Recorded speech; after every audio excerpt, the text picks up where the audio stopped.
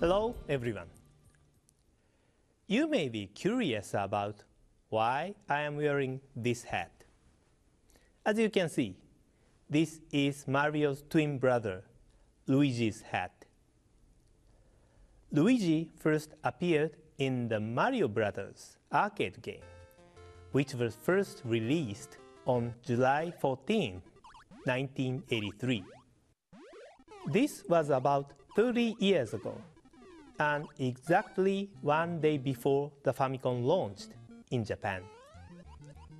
Luigi has appeared in many games since then, but most often in a supporting role. Even though he has appeared in so many games, he is still timid after all these years. We have several games featuring Luigi that we released in 2013, so we'd like to call it the Year of Luigi. The game that will kick off the Year of Luigi is Luigi's Mansion Dark Moon. Ever since he first appeared in 1983, Luigi has been a great partner and rival for Mario. 18 years after his first appearance, he finally starred in Luigi's Mansion in 2001 for GameCube, his very own game.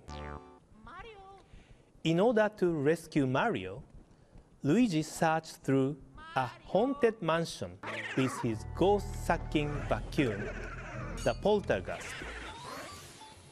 Despite his great performance in that game, Luigi soon returned to his sidekick role. All these years after his leading debut, this great supporting actor is finally getting another shot in the limelight.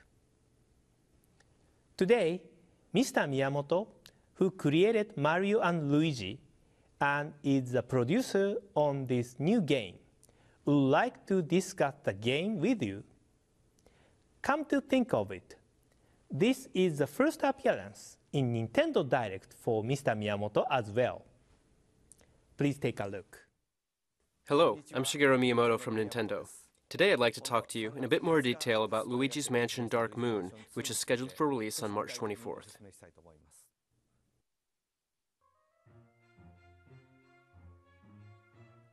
Let's see, it must be 12 years now since we made the original Luigi's Mansion. When we first made it, and ever since, I've wanted to see the game in 3D. Using Nintendo 3DS really makes it feel as if there's depth to the rooms of the mansion, and as if Luigi is actually in them, really giving it the sense that this world actually exists. You play this game by exploring the dark mansion with just a lone flashlight to rely on. Exploring these long, dark corridors, and looking up and down as you climb these dark stairs. You need to look and investigate yourself as you go along.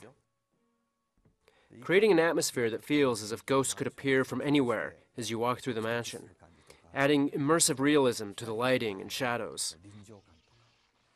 The developers for Luigi's Mansion Dark Moon paid a great deal of attention to this type of presentation. I hope you will appreciate the efforts and also enjoy the immersion of the 3D visuals when you play the game.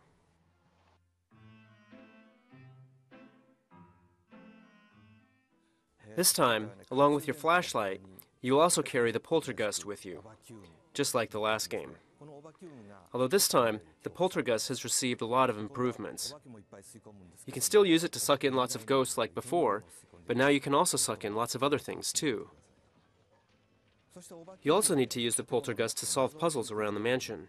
For example, sucking things in like this, or using it to spin a ceiling fan around, sucking up a bucket so you can fill it with water,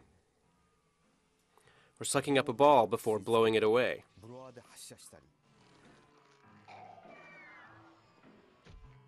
You can even fill a balloon up with air to carry you up or down. Puzzles like these will be the key to making your way through the mansion. Please try using it in lots of different ways. In addition to the strobe bulb, the poltergust is also now fitted with a brand new dark light device. This dark light device is capable of finding items that have disappeared. The game is filled with lots of interesting puzzles. You'll need to solve using this dark light to progress. If you try to suck up too much or something too big with an actual vacuum cleaner, it's a lot of work cleaning up the mess afterwards. But this is a video game, so you can just keep on sucking in as much as you want.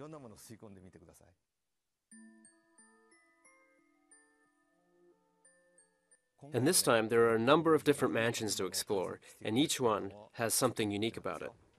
You'll encounter things like stairs and clocks that are haunted by ghosts, and the boss ghosts that have haunted each of the mansions are all very distinct.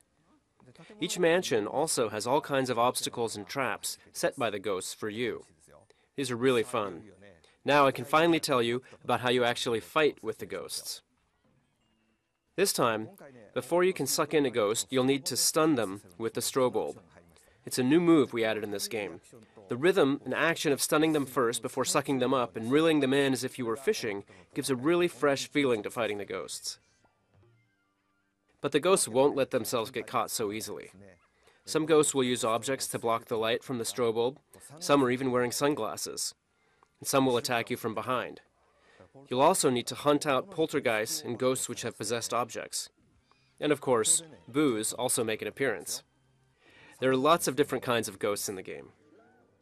So the last one I'd like to show you is this dog. He's a little ghost dog. He seems to love gold and will run off with anything made of it. In order to chase after this dog, you'll need to use the dark light device to follow his footprints.